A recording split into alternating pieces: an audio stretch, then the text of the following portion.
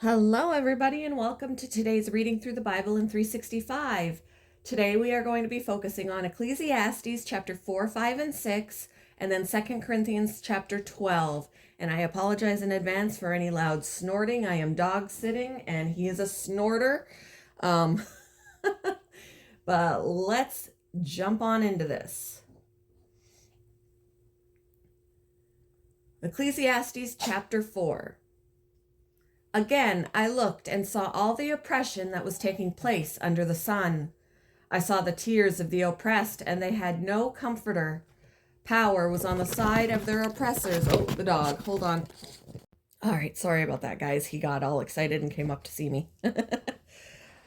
And Bella wants up here. She may growl if he comes near. I apologize. So let's start over here. I saw the tears of the oppressed, and they had no comforter. Power was on the side of their oppressors, and they have no comforter. And I declared that the dead who had already died are happier than the living, who are still alive. But better than both is the one who has never been born, who has not seen the evil that is done under the sun. And I saw that all toil and all achievement spring from one person's envy of another. This too is meaningless, a chasing after the wind. Fools fold their hands and ruin themselves. Better one handful with tranquility than two handfuls with toil and chasing after the wind. Again, I saw something meaningless under the sun. There was a man all alone. He had neither son nor brother. There was no end to his toil, yet his eyes were not content with his wealth. For who am I toiling, he asked, and why am I depriving myself of enjoyment? This, too, is meaningless, a miserable business. Two are better than one because they have a good return for their labor. If either of them falls down, one can help the other up. But pity anyone who falls and has no one to help them. Also, if two lie down together, they will keep warm. But how can one keep warm alone? Though one may be overpowered, two can defend themselves. A cord of 3 strands is not quickly broken. Better a poor but wise youth than an old but foolish king who no longer knows how to heed a warning. The youth may have come from prison to the kingship, or he may have been born in poverty within his kingdom.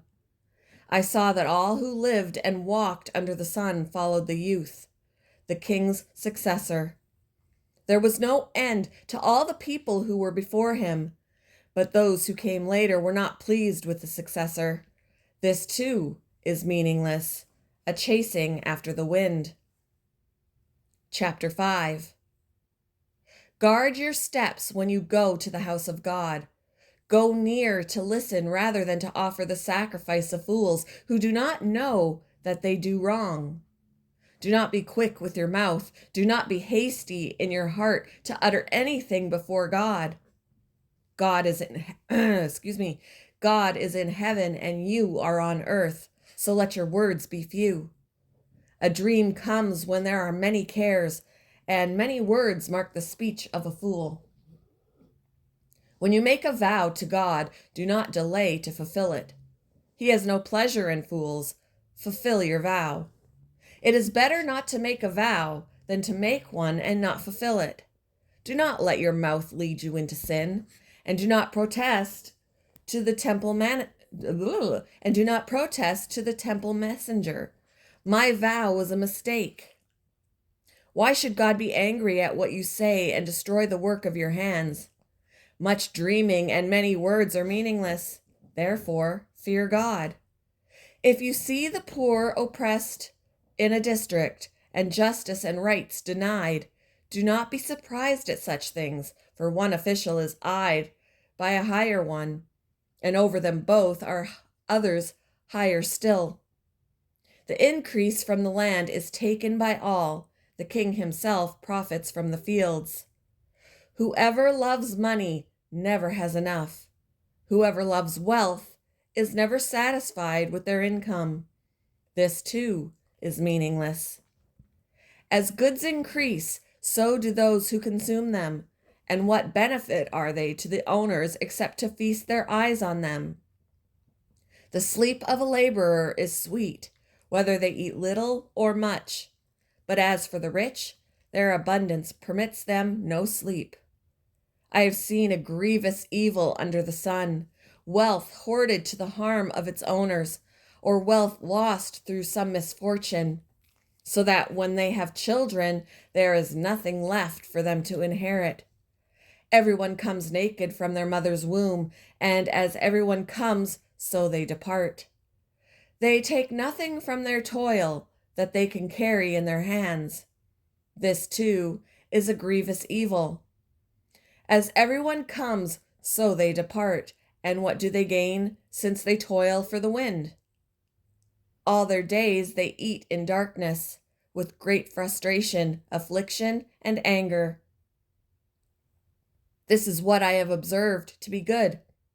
It is that it is appropriate for a person to eat, to drink, and to find satisfaction in their toilsome labor under the sun during the first few days of life God has given them.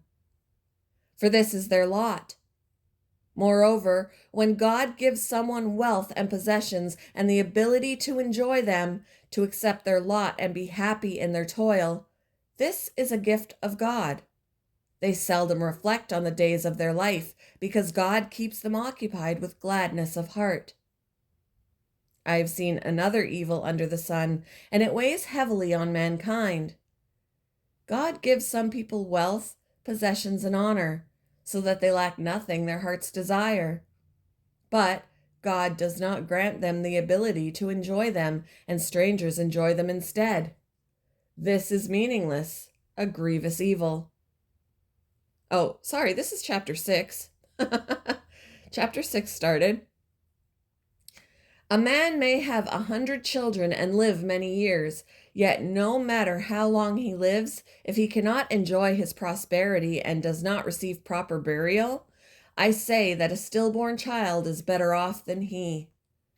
It comes without meaning, it departs in darkness, and in darkness its name is shrouded.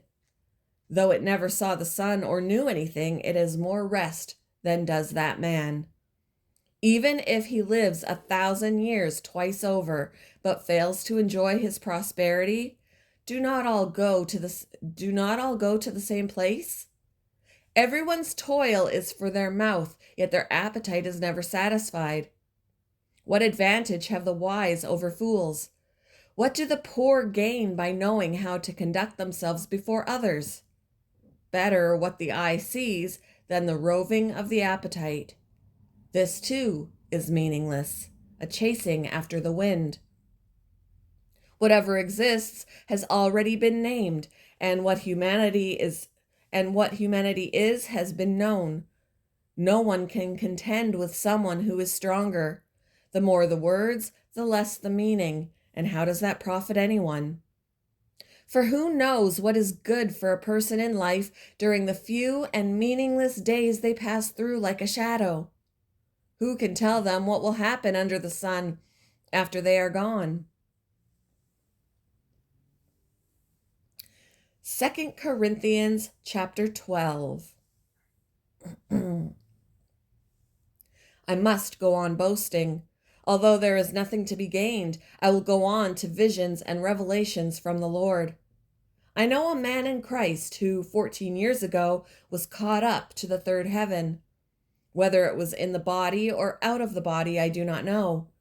God knows. And I know that this man, whether in the body or apart from the body, I do not know, but God knows. But God knows, was caught up to paradise and heard inexpressible things that no one is permitted to tell. I will boast about a man like that, but I will not boast about myself, except about my weaknesses. Even if I should choose to boast, I would not be a fool, because I would be speaking the truth. But I refrain, so no one will think more of me than is warranted by what I do or say.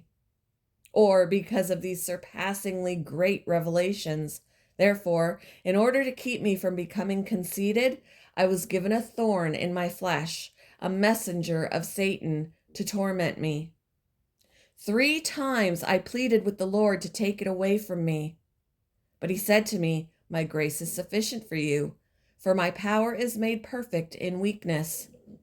Therefore, I will boast all the more gladly about my weaknesses, so that Christ's power may rest on me. That is why, for Christ's sake, I delight in weaknesses, in insults, in hardships, in persecutions, in difficulties. For when I am weak, I am strong. I have made a fool of myself, but you drove me to it. I ought to have been commended by you, for I am not in the least inferior to the super apostles, even though I am nothing. I persevered in demonstrating among you the marks of a true apostle, including signs, wonders, and miracles. How are you inferior to the other churches, except that I was never a burden to you? Forgive me this wrong. Now I am ready to visit you for the 3rd time, and I will not be a burden to you, because what I want is not your possessions, but you. After all, children should not have to save up for their parents, but parents for their children. So I will very gladly spend for you everything I have and expend myself as well. If I love you more, will you love me less? Be that as it may, I have not been a burden to you, yet, crafty fellow that I am, I caught you by trickery. Did I exploit you through any of the men I sent to you? I urged Titus to go to you, and I sent our brother with him. Titus did not exploit you, did he? Did we not walk in the same footsteps by the same Spirit? Have you been thinking all along that we have been defending ourselves to you?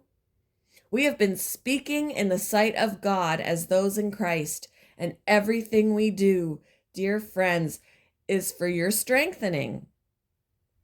For I am afraid that when I come, I may not find you as I want you to be, and you may not find me as you want me to be.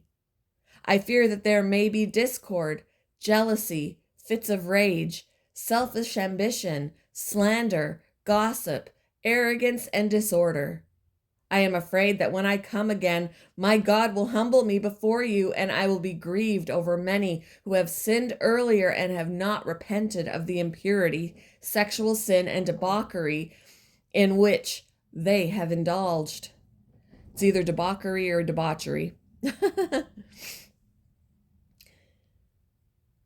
Thank you for joining me for today's Reading Through the Bible in 365. I hope you all have a wonderful Saturday, and I will see you in the next one, guys. Bye!